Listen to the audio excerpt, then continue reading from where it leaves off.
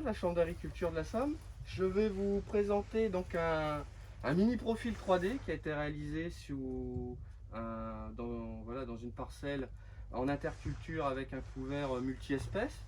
Donc ce qui est très intéressant déjà de regarder avant d'interpréter le mini profil, c'est déjà de regarder un peu la régularité et l'homogénéité du développement des couverts qui nous semble dans cette parcelle tout à fait homogène. Donc c'est déjà un premier signe parce que très clairement, si ça avait été hétérogène, ça peut déjà donner des indications quant à la qualité de la structure.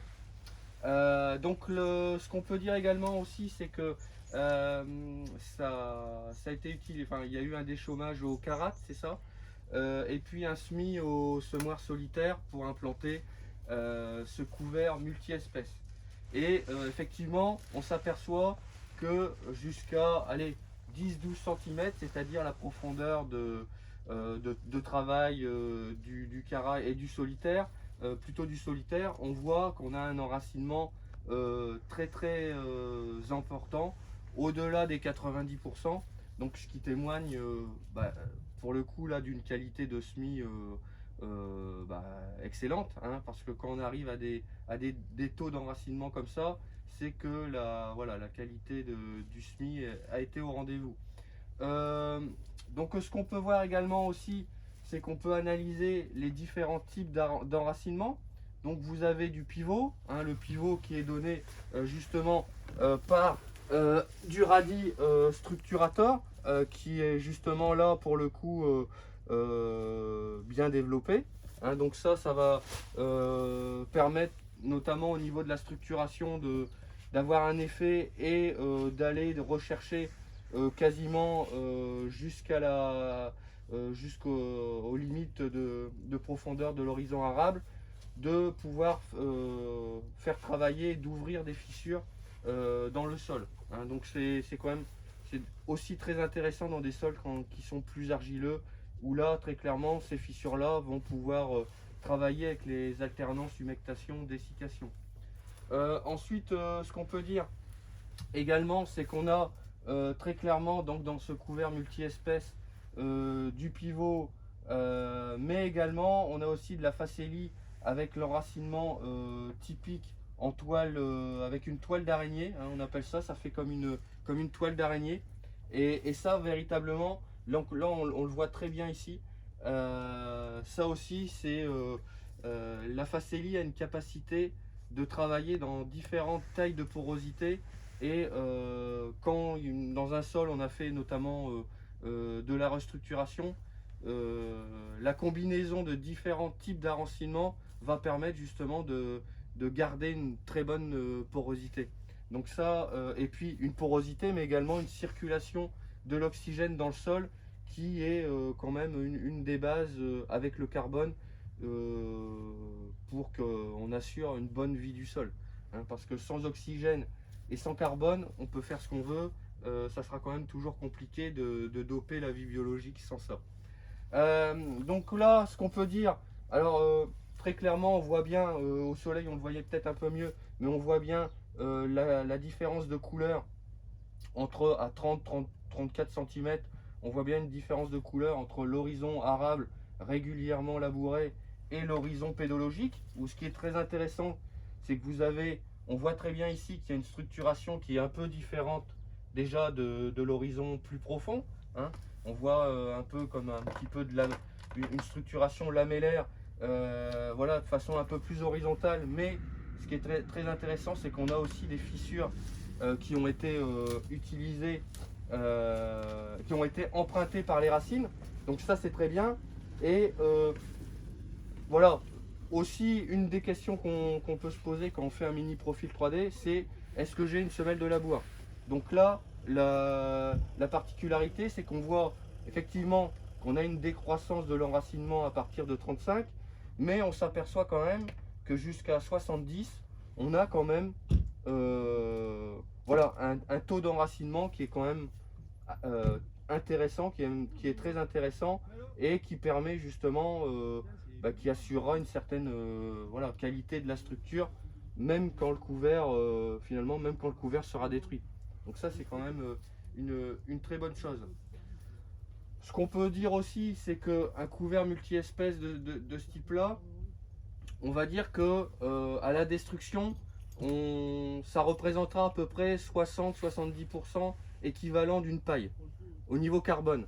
Donc ça veut dire que c'est du carbone qui pourra être remobilisé, qui est plus ou moins séquestré pendant un temps. Donc ça c'est quand même très intéressant et ça va servir de support à la vie microbienne, à la vie biologique. Donc voilà, pour arriver à 100% d'une paille, il faudrait que le couvert il soit à peu près de 5 tonnes de matière sèche. Bon, le but il n'est pas forcément celui-là, hein, mais voilà, dès lors qu'on a notamment dans des systèmes intensifs, l'opportunité de mettre un couvert.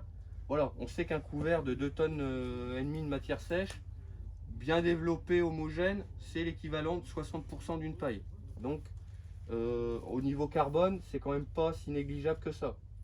Voilà ce qu'on peut dire au niveau carbone. Après, ce qui est aussi intéressant, c'est que justement, dès lors qu'on met des couverts avec un enracinement comme ça et une certaine humidité, vous avez un travail également des vers de terre qui est aussi intéressant. Alors ce qu'on peut faire aussi parfois sur un mini profil, on peut regarder aussi au niveau en dessous du bloc de terre, ou ce qui peut être fait aussi, et nous on le fait régulièrement, c'est pour voir si on a vraiment un effet semelle, c'est de faire un carré de 20 cm sur 20 cm juste au-dessus de l'horizon pédologique et on compte le nombre de galeries dans un carré de 20 cm sur 20 cm.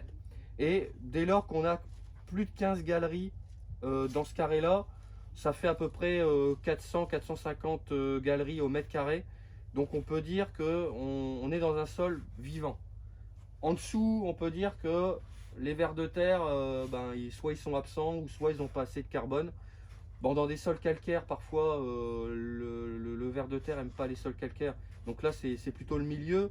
Mais dans un sol limoneux ou argileux, dès lors qu'on est en dessous de ce stade-là, on peut dire que c'est un indicateur plutôt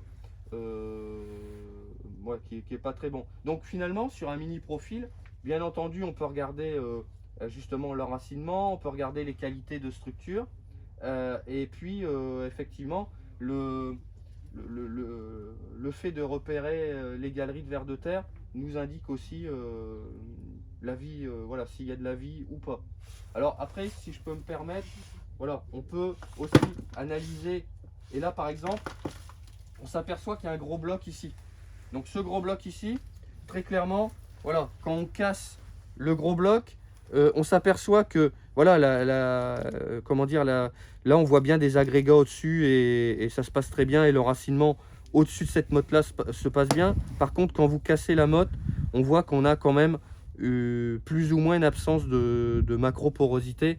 Donc ce qui là montre que c'est véritablement, on le voit très bien et on le voit encore mieux ici sur ce bloc là, où là très clairement on est plutôt dans une motte qu'on appelle ça motte delta, avec une motte, quand on casse, généralement on a des faces lisses et très peu d'enracinement. Bon, il en reste quand même encore un peu, donc ça veut dire que ça, voilà, ça va être au fil du temps perforé par des vers de terre et puis ça va évoluer.